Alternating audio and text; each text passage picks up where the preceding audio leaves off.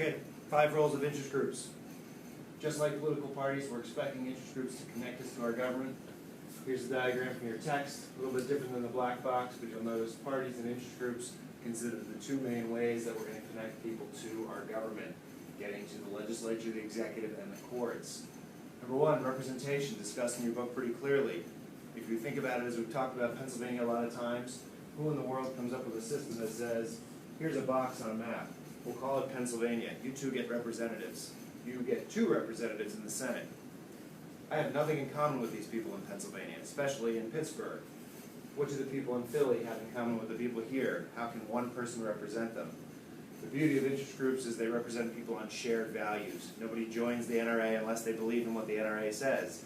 All members of NRA have at least something in common. Allows you to be represented in the government. People who represented you are often referred to as lobbyists.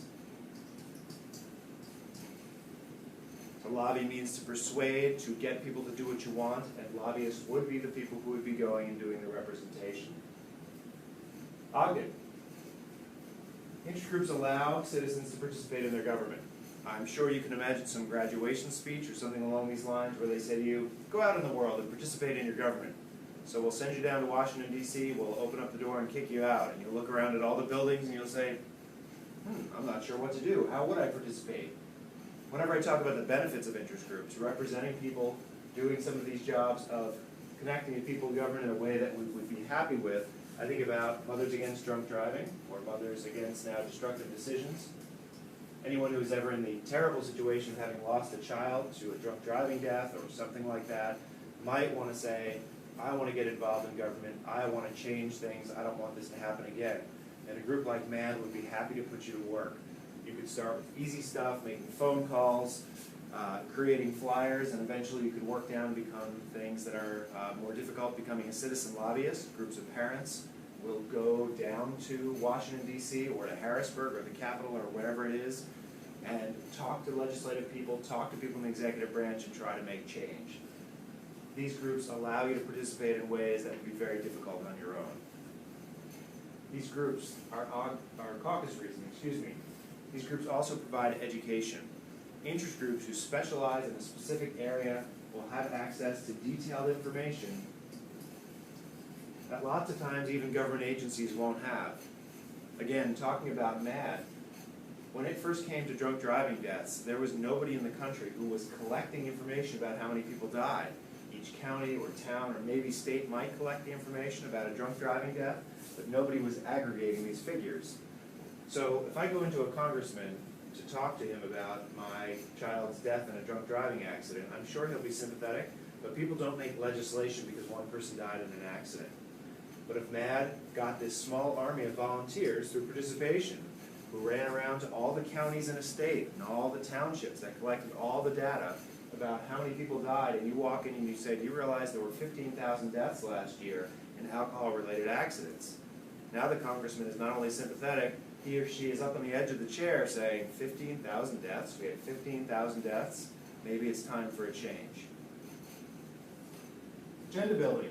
Well, notice this was also a role of media. It was called agenda setting. Interest groups will do their best to get their action items to the top of the agenda.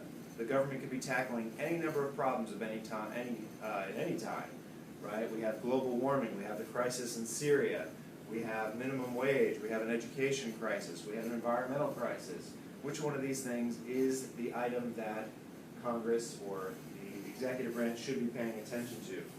Well, interest groups will do everything they can to get this information out and to get Congress to pay attention. So there's a little saying in politics, which is a little bit cruel, I guess, but never let a good tragedy go to waste.